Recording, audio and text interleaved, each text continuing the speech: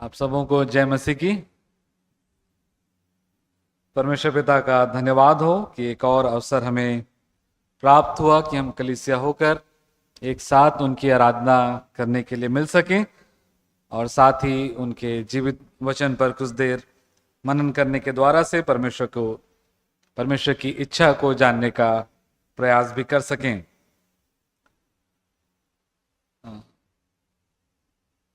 दो दिन पहले यदि आपने ध्यान दिया होगा तो एक न्यूज़ दुर्ग जिले की आई थी जिसमें कि दो रोमन कैथलिक जो नन हैं, जब वो यात्रा कर रही थी दुर्ग स्टेशन में, उनके साथ कुछ लड़कियां थीं और एक लड़का भी था। उनको एक प्रकार से चिन्हित किया गया कि ये जो नन्स हैं वो इन बच्चों को लेकर के किसी दूसरे स्थान जा रही हैं और कुछ कट्टरपंथी लोगों ने उनको पकड़ लिया और उनका विरोध करने लगे, इस बात का आरोप लगा करके कि ये जो नन्स हैं मसीही, वे इनको लालच दे करके या लोभ दे करके इनको दूसरे स्थानों पर ले जा रहे हैं ताकि अपने कार्यों के लिए उनका इस्तेमाल कर सकें। और बहुत सारी बातें उस न्यूज़ में आपने सुनी होंगी, देखी होंगी। यूट्यूब पर भी ये वीडियो है, आप उसको देख सकते हैं।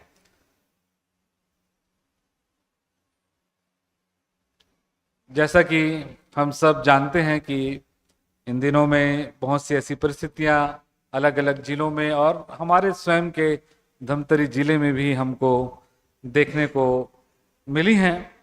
और ऐसी परिस्थिति में हमारे लिए अत्यंत आवश्यक है कि क्योंकि ये जो परिस्थितियां हैं वो कभी भी किसी भी समय हमारे जीवन में भी हमारे साथ आ सकती हैं, हो सकती हैं एक मसीही होने के नाते। और इसलिए उन परिस्थितियों में हमें अपने आप को तैयार रखने की आवश्यकता है।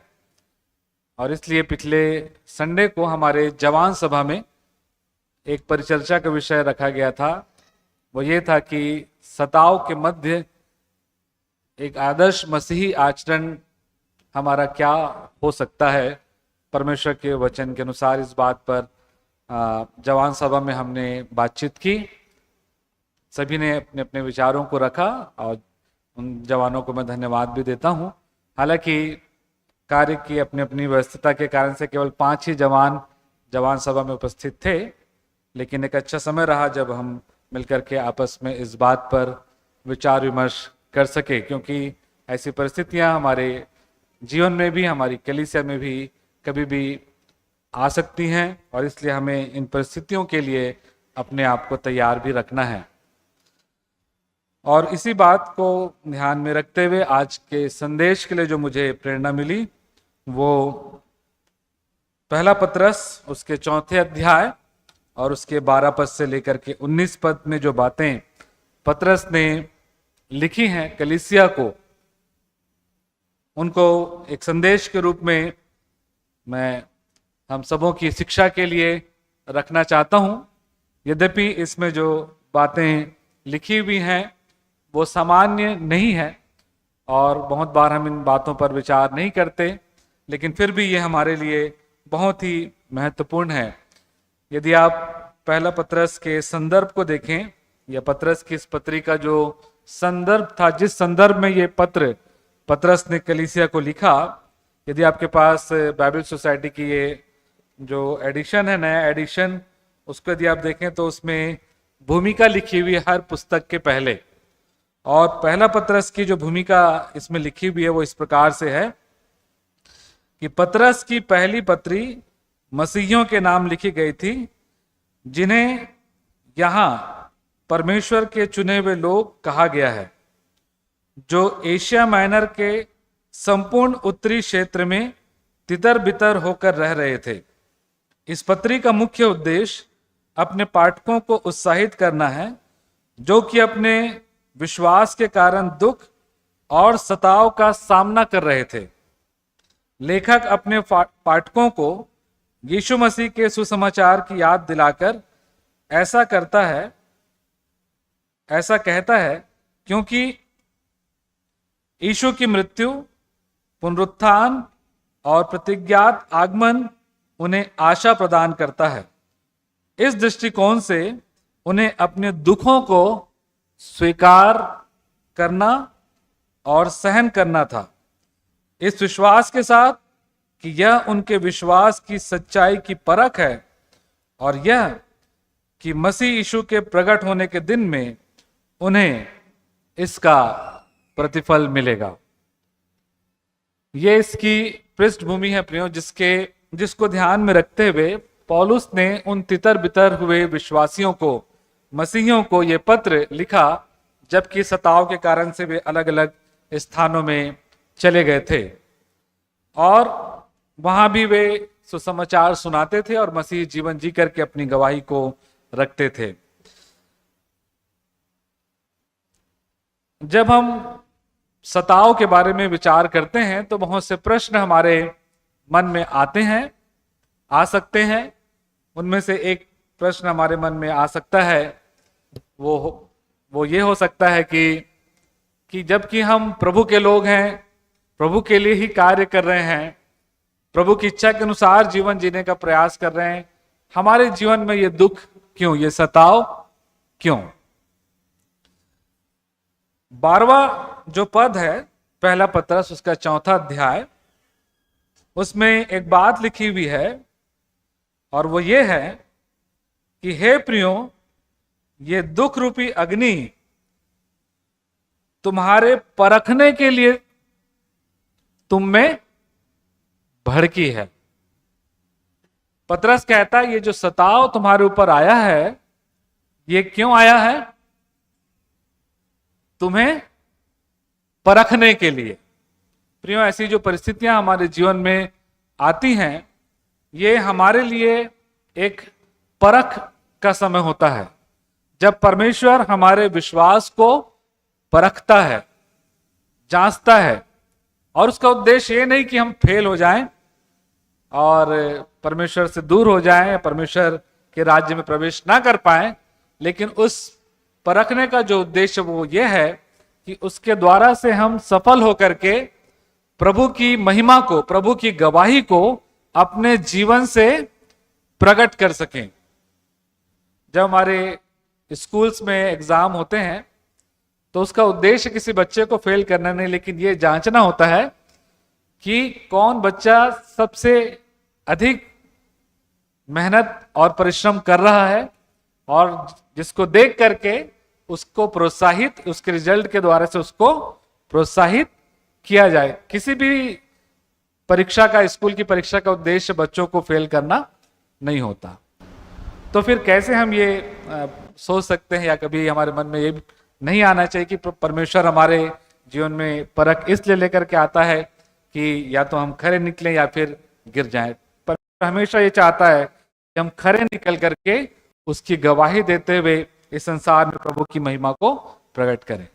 तो ये जो दुख रूपी अग्नि या ये जो सताव, ऐसी परिस्थितियां हमारे जीवन में आती हैं प्रियो, इस बात को हमको समझना है कि ये हमारी जांच है, ये हमारी जांच परीक्षा है, और इसलिए बड़े ही सावधानी के साथ, गंभीरता के साथ इन परिस्थितियों में अपने इस जांच परीक्षा को हमें देना है।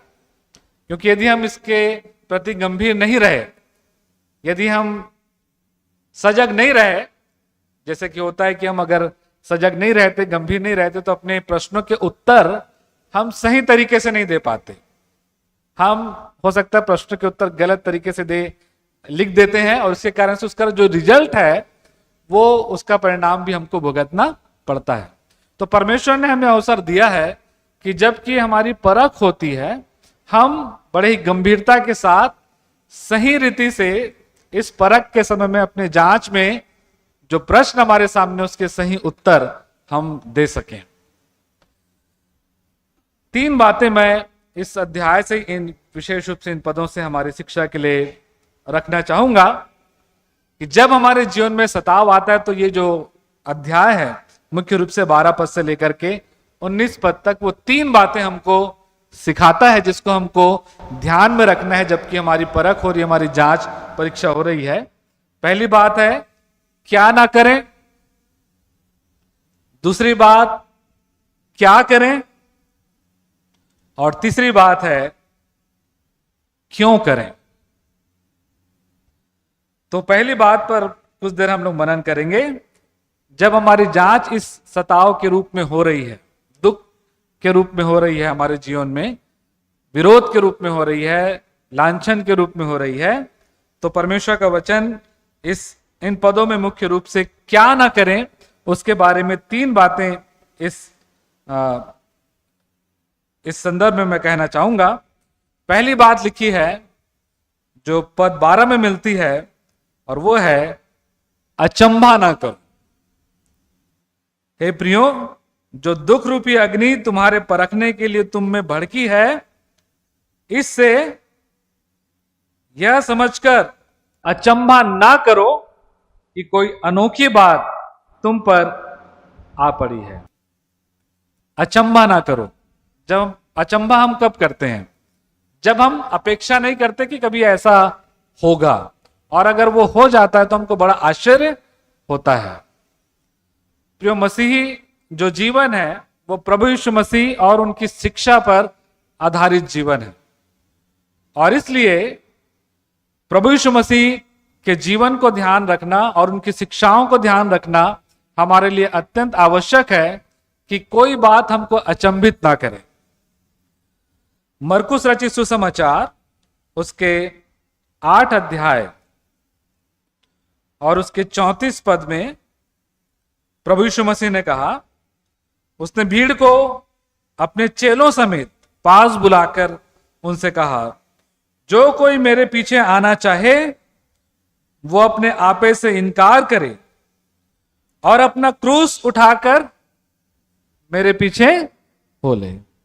प्रभु यीशु मसीह ने जब अपने चेलों को बुलाया या अन्य लोग जो उनके पीछे चल रहे थे उनसे कहा कि जो कोई मेरे पीछे आना चाहे तो वो अपने आपे से इनकार करे और अपना क्रूस उठाकर मेरे पीछे हो ले। अर्थात बुलाहट ही जो थी वो इसलिए थी कि इस रास्ते में तुमको क्रूस उठा करके चलना होगा, और अगर इस रास्ते में चलते हुए अचानक से जब क्रूस उठाने की बारी आए और हम अचंभा करने लगे, अरे ये क्या हो गया, अरे ये तो नहीं होना था, ऐसा नहीं होना चाहिए, तो इसका मतलब है कि हमने अपनी बुलाहट को गंभीरता से नहीं पहचाना।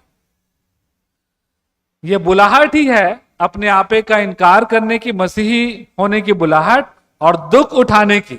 यदि हम दुख उठाने के लिए तैयार नहीं है तो ये हास्यास्पद बात होगी कि मैं ये कहूं कि मैं एक मसीही हूं। यूहन्ना रचित सुसमाचार उसके 15 अध्याय और उसके 19 पद में इस प्रकार से लिखा हुआ है, यदि तुम संसार के होते तो संसार अपनों से प्रेम रखता, परंतु इस कारण कि तुम संसार के नहीं वरन मैंने तुम्हें संसार में से चुन लिया है, इसलिए संसार तुमसे बैर रखता है। हम इस बात को जानना है प्रियो, क्योंकि हमारा जो देश है, हम जैसा कि परमेश्वर का वचन कहता है कि हम एक स्वर्गीय देश की बाट जो रहे हैं। हमारी जो प्राथमिक नागरिकता है वो स्वर्गीय देश की है, जिसके नागरिक होने के लिए आप और मैं प्रभु यीशु मसीह में बुलाए गए हैं। और इसलिए क्योंकि हमारी नागरिकता किसी और देश की है, यह स्वाभाविक है कि हमारे साथ ऐसी परिस्थितियां आए, और इसलिए इन बातों को जब हम जानते हैं तो परमेश्वर हमें अनुग्रह प्रदान करता है कि हम इस समझ के अनुसार इन परिस्थितियों में अचंभा ना करें।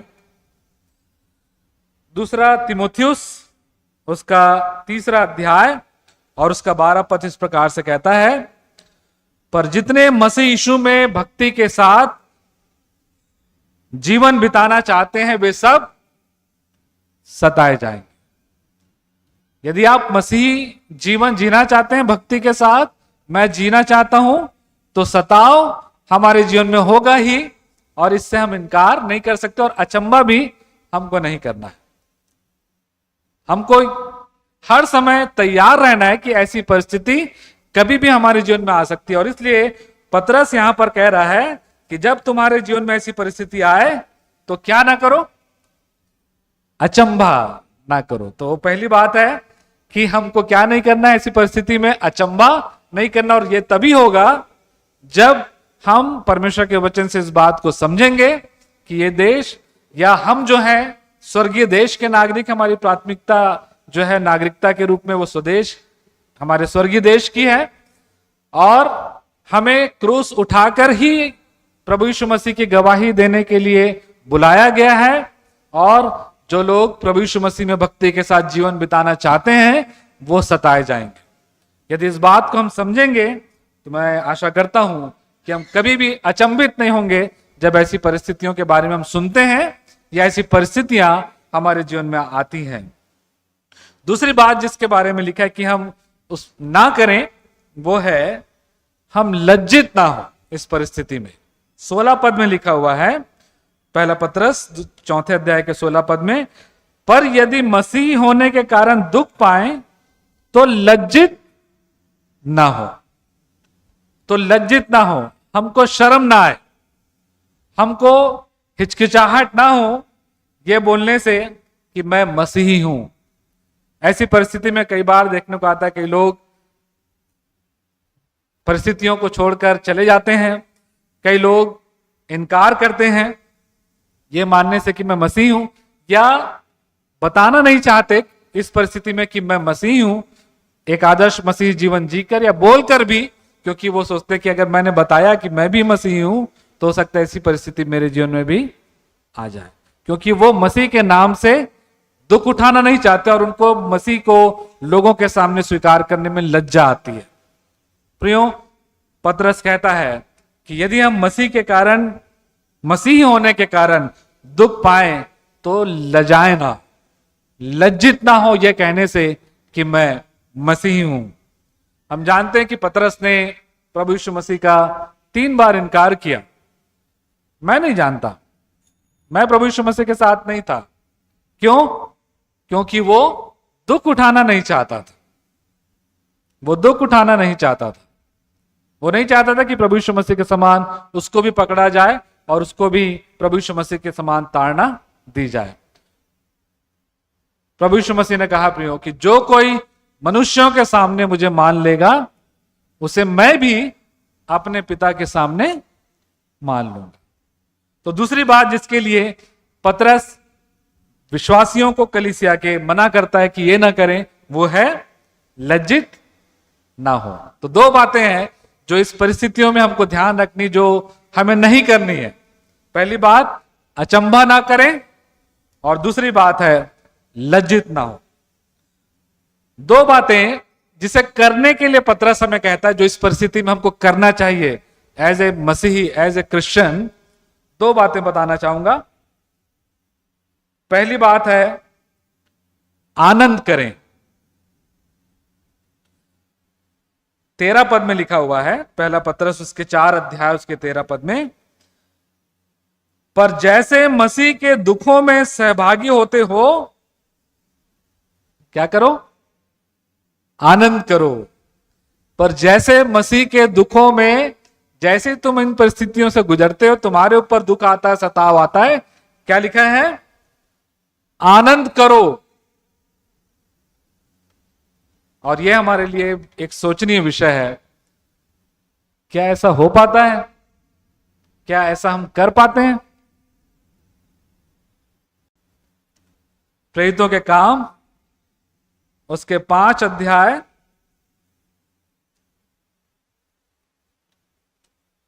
और उसके 41 पद में लिखा हुआ है।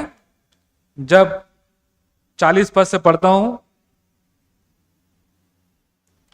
जब चेलों को पिटवाया गया, उनको मारा गया प्रभु यीशु मसीह के नाम का प्रचार करने के लिए के नाम से, तो लिखा है तब उन्होंने उसकी बात मान ली और प्रेरितों को बुलाकर पिटवाया और यह आदेश देकर छोड़ दिया कि यीशु के नाम से फिर कोई बात ना करना। वे इस बात से आनंदित होकर महासभा के सामने से चले गए कि हम उसके नाम के लिए अपमानित होने के योग्य तो ठहरे। वे इस बात से आनंदित होकर महासभा से चले गए कि हम उसके नाम के लिए अपमानित होने के योग्य तो ठहरे। क्या ऐसी प्रतिक्रिया हमारी होती है?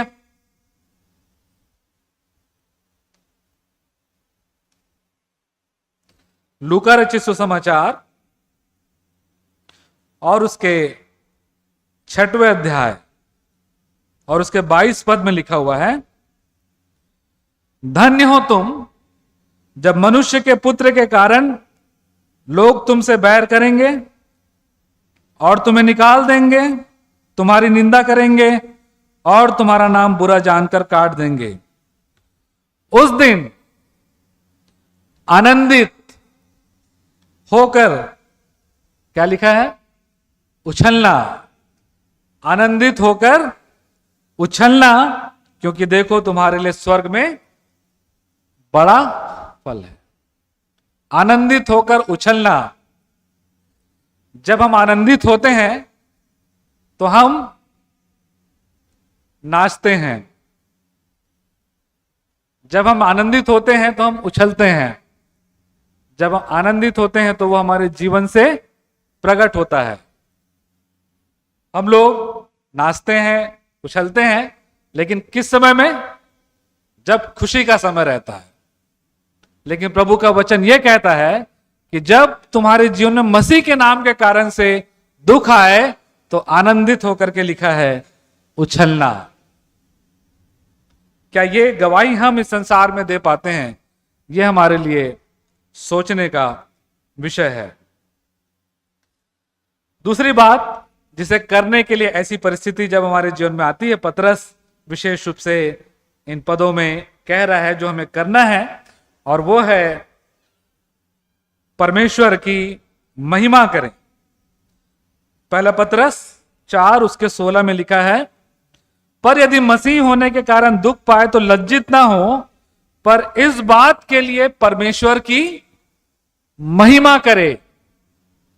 इस बात के लिए परमेश्वर की महिमा करे, परमेश्वर की बड़ाई करे, धन्यवाद करे, परमेश्वर के नाम को ऊंचा उठाए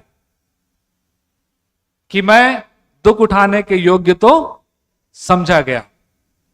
परमेश्वर की महिमा करना है प्रिय। और सामान्य तौर पर हम लोग जब हम लोग क्वार को बुलाते हैं या गीत गाने का समय होता है तो हम लोग कहते हैं कि आइए हम लोग परमेश्वर की महिमा के लिए गीत गाएं। यदि आप प्रेरितों के काम उसके 16 अध्याय और उसके 25 पद को देखें, यदि किसी को मिलता है तो पढ़िएगा।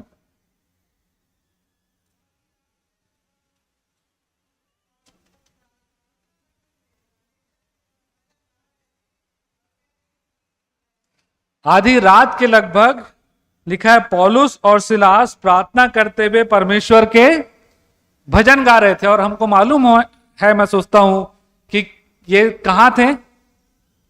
जेल खाने में।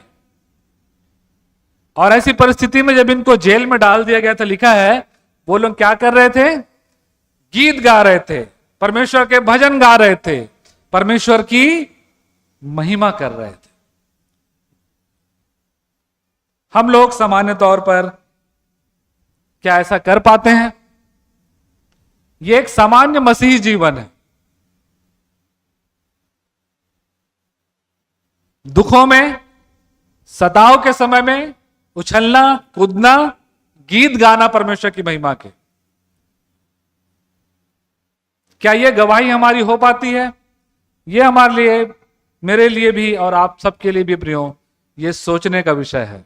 क्योंकि सामान्यतः हम इस बात को पाते हैं कि हम केवल खुशी के समय, आनंद के समय गीत गाते हैं, उछलते हैं, कूदते हैं, लेकिन जब दुख का समय आता है तो वो आनंद और वो उछलना और कूदना सब समाप्त हो जाता है।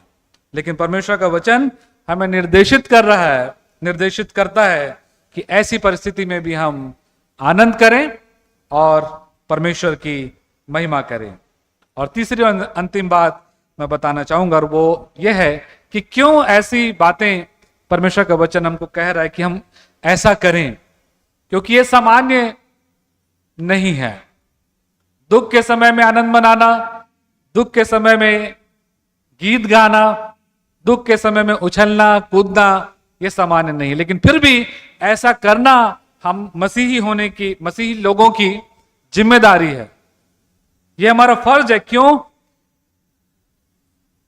क्योंकि परमेश्वर का वचन इस बात को बताता है प्रियो कि ये हमारे लिए एक आशीष की बात है।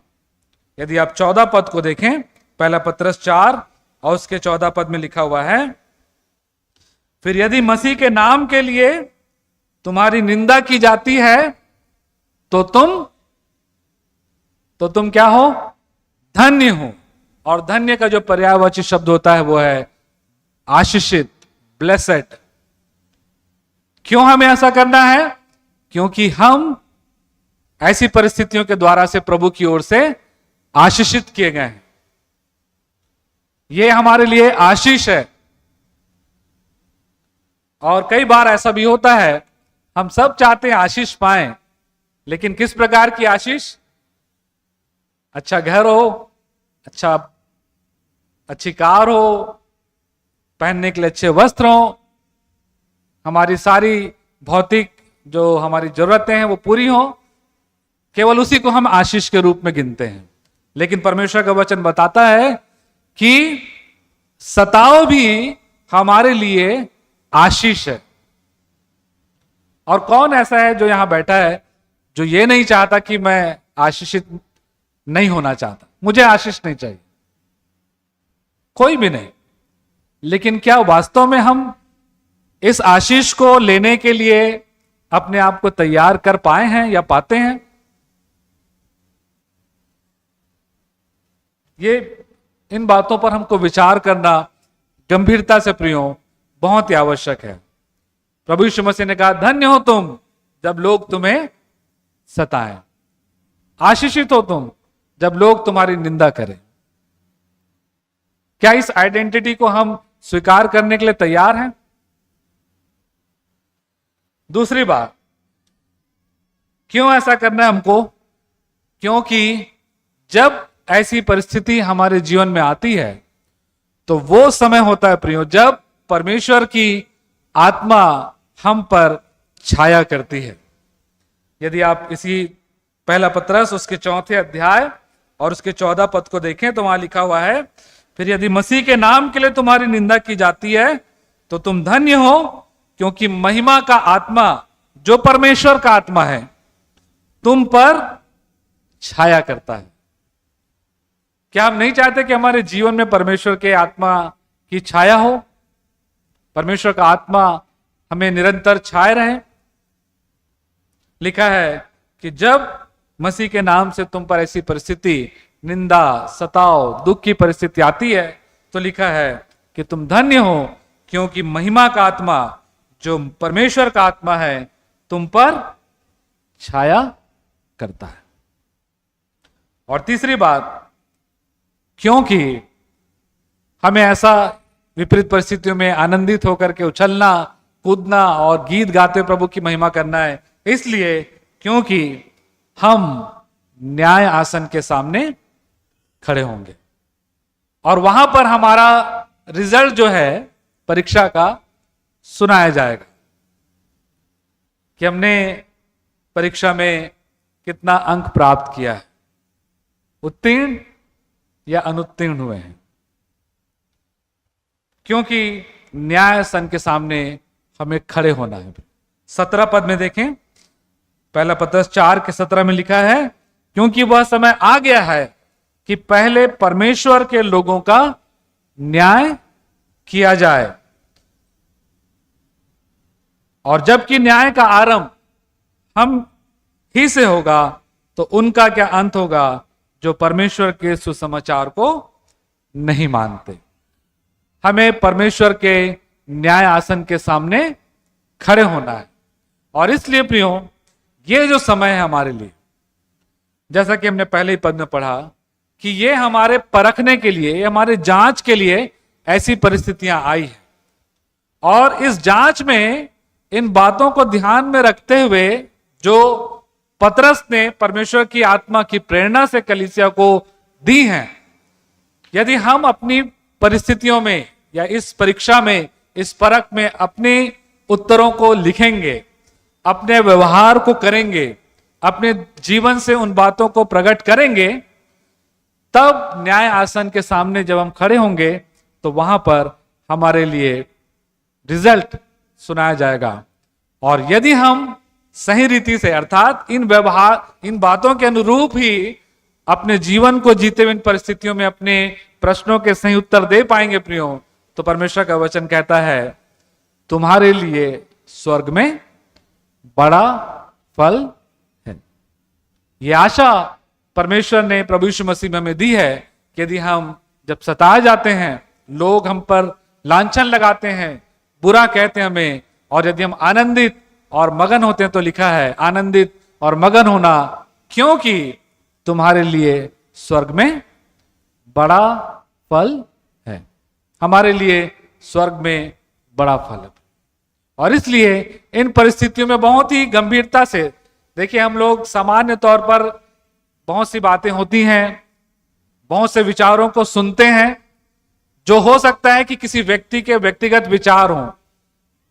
एक बात को जांचना बहुत आवश्यक है हमारे जीवन में, वो ये, चाहे कोई व्यक्ति कोई कुछ भी क्यों ना कहे, किसी के विचार कितने ज्यादा प्रभावशाली क्यों ना हो, क्या वो परमेश्वर के वचन से मैच करते हैं, इस बात को हमको जांचना बहुत आवश्यक। अन्यथा हम भी जो है वो हो सकता है कि सामान्य तौर पर इन बातों को यदि ध्यान ना दे परमेश्वर के वचन को, तो हम भटक भी सकते हैं, क्योंकि शैतान जो है वो हमको भरमा सकता है।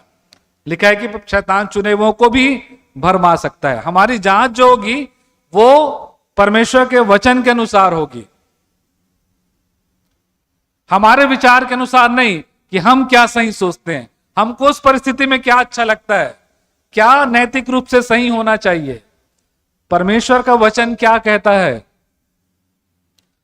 प्रियो, हम लोग, बहुत अच्छी बात है कि हम लोग जिस देश में रहते हैं उस देश के लिए हम निरंतर प्रार्थना भी कर रहे हैं, और जब ऐसी परिस्थिति आती है तो हम लोग अपने देश के संविधान की भी बातें करते हैं, जिसमें जो अधिकार हमको दिया गया है। उससे भी बढ़कर एक बात जो हमको ध्यान में रखना है वो ये कि हमारा जो स्वदेश, हमारा प्राथमिक स्वदेश, वो परमेश्वर का राज्य, स्वर्गीय देश है, और वहां का जो संविधान है, जो कि परमेश्वर के द्वारा से आपको और मुझको दिया गया है, इस संविधान में हमको कितना अधिकार दिया गया है, ये संविधान किस अधिकार तक हमको अपने जीवन को या विपरीत परिस्थितियों में, ऐसी परिस्थितियों में आगे जाने की अनुमति देता है, ये आपको और मुझको सोचना बहुत आवश्यक है। ये परमेश्वर का संविधान है और यही हमारा प्राथमिक संविधान होना चाहिए, जिसको ध्यान में रखते हुए हम बाकी चीजों को अपने जीवन में लागू करने का प्रयास करें, क्योंकि परमेश्वर का वचन कहता है कि हम परमेश्वर की इच्छा के अनुसार प्रभु यीशु मसीह में स्वर्गीय देश के नागरिक होने के लिए बुलाए गए हैं, और इसलिए उसका जो संविधान है वो हमारी प्राथमिकता है। अच्छी बात है कि हम जब ऐसी परिस्थितियां आती हैं तो हम मिल करके इन परिस्थितियों का सामना करने का प्रयास करते हैं। एक साथ होना, एक होना बहुत ही अच्छी बात है, लेकिन इस बात को भी ध्यान रखना आवश्यक है कि हमारी एकता जो है वो परमेश्वर की इच्छा को पूरा करने के परिणाम के रूप में प्रदर्शित होनी चाहिए, क्योंकि बाइबल में ऐसी भी एकता हमको दिखाई देती है जहां पर लोग एक हुए और प्रभु यीशु मसीह ने खुद प्रार्थना करी अपने चेलों के लिए कि हे पिता, मैं प्रार्थना करता हूं कि ये हमारी नाई एक हों। बहुत अच्छी बात है, लेकिन यदि आप देखें बाइबल में ऐसे भी एकता हमको दिखाई देती है, क्योंकि जब एकता होती है तब हम संगठित होकर के, कई बार ऐसा होता है कि हम हो सकता है कि परमेश्वर की इच्छा को भूल जाएं, क्योंकि जब हम संगठित होते हैं तो हमारे अंदर एक आत्मविश्वास आता है, वो कई बार हमको कई परिस्थितियों में हमको भटका भी सकता है। यदि आपको मैं उदाहरण बताऊं परमेश्वर के वचन से, तो आपको उत्पत्ति उसके 11वें अध्याय में इसका उदाहरण मिलेगा, जहां बाबुल का मीनार बनाया जा रहा था। लोग एक थे, एक मन के, एक चित, लेकिन लिखा हुआ है कि उन्होंने क्या कहा कि आओ हम इस मीनार को बनाएं ताकि हमको पृथ्वी पर क्या ना होना पड़े, फैलना ना पड़े। जबकि प्रभु यीशु मसीह ने क्या कहा था, आदम और हवा से फूलो फलो और पृथ्वी पर भर जाओ। प्रभु की इच्छा थी कि पूरी सृष्टि जो है, जो मानव जाति के लिए मैंने बनाई है, वो उसका इस्तेमाल कर। लेकिन वहां पर हम देखते कि जब बाबुल का मीनार बनाया गया और परमेश्वर ने बोला कि ये लोग इतने संगठित हैं कि अब कुछ भी बात इनके लिए अनहोनी नहीं होगी, लेकिन परमेश्वर की इच्छा को वो भूल गए थे। और इसलिए हम हर परिस्थिति में इस बात को ध्यान रखें कि परमेश्वर की इच्छा क्या है, उसको हमको जानने का और उसको पूरा करने का हमको निरंतर प्रयास करना है। परमेश्वर का वचन बहुत ही स्पष्ट रूप से इन परिस्थितियों में प्रियो हमको एक आदर्श मसीही जीवन जीने के लिए प्रोत्साहित करता है। मैं प्रारंभ में नहीं बोल पाया, लेकिन इस जो आज के मनन है जो या संदेश है, उसका एक शीर्षक मैंने देने का प्रयास किया, वो है कि सताव के मध्य एक आदर्श मसीही आचरण। जो बातें परमेश्वर के वचन से पहला पत्रस उसके 4 अध्याय उसके 12 पद से लेकर के 19 पद तक हमने देखी, ये हमारे लिए आदर्श है। ये परमेश्वर की आत्मा की प्रेरणा से पतरस को दिया गया और पतरस ने तितर बितर हुए सताव में रह रहे लोगों को ये लिखा है, और ये हमारे लिए भी है। परमेश्वर आपकी मेरी हम सब की सहायता करे प्रियो कि इन परिस्थितियों में हम इन वचनों को याद रख सकें। 3 बातों को हम स्मरण रखने का प्रयास करें। आप घर पे भी जाके मनन करें इन वचनों को, कि इन वचनों में क्या नहीं करने के लिए कहा गया है, क्या करने के लिए कहा गया है, और क्यों ऐसा करने के लिए प्रोत्साहित किया गया है। जब इन बातों पर हम गंभीरता से विचार करेंगे तो परमेश्वर हमारी अवश्य अगुवाई करेगा कि इन विपरीत परिस्थितियों में हम प्रभु की इच्छा के अनुसार, परमेश्वर के वचन के अनुसार जीवन जीते हुए प्रभु की गवाही अपने जीवनों से दे सके। परमेश्वर इन वचनों के द्वारा से हम सबों को आशीषित करें। आइए हम प्रार्थना करें। धन्यवाद परमेश्वर पिता कि आपने अपना वचन हमें दिया है, जो हमारे जीवन के हर क्षेत्र का मापदंड है। और इसलिए प्रभु जी हम आपसे निवेदन करते हैं कि आप हमारी सहायता करें कि अपनी भावनाओं से उबरकर, अपने विचारों से उठकर हम आपके विचारों को जो आपके वचन में प्रकट किए गए हैं प्राथमिकता देकर उसे अपने जीवन से जीकर इन विपरीत परिस्थितियों में आपकी महिमा को, आपकी गवाही को, आपकी इच्छा को प्रकट कर सकें। प्रभु जी हम में से हर एक जन कमजोर हैं प्रभु, हम यही चाहते हैं कि आप हमें सामर्थ्य दें, शक्ति दें अपने पवित्र आत्मा के द्वारा से, कि आपके वचन के अनुरूप हम जीवन जी सकें, चाहे परिस्थितियां कैसी भी, कितनी भी बस से बदतर क्यों ना हो। हम धन्यवाद देते प्रभु जी आपके लोगों के लिए जिन्होंने विपरीत परिस्थितियों में प्रभु आपकी गवाही दी। हम धन्यवाद देते हैं प्रभु जी कि आपने उन्हें सामर्थ्य दी कि उन दुखों में भी वो अपने जीवन से आपकी गवाही दे सके। जिस प्रकार स्तिफनुस ने, जब उसको पथरवाह किया जा रहा था, उस समय भी वो ये प्रार्थना कर सका कि हे पिता इनके पापों को इन पर मत लगा। हमारी सहायता करें कि हम आपकी सहायता से इन दुखों में भी आपकी इच्छा को पूरी कर सकें।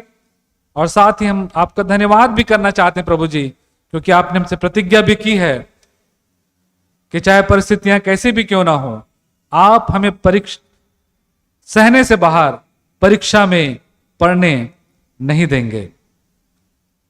और यदि ऐसी परिस्थिति दिखाई भी देती है जो हमारे सहने से बाहर है, तो हम विश्वास करते हैं उसे सहने की भी शक्ति आप ही की ओर से हमें प्राप्त होगी। इसी विश्वास के साथ हम इस विनती को मुक्तिदाता प्रभु यीशु मसीह के नाम से मांग लेते हैं, आमीन।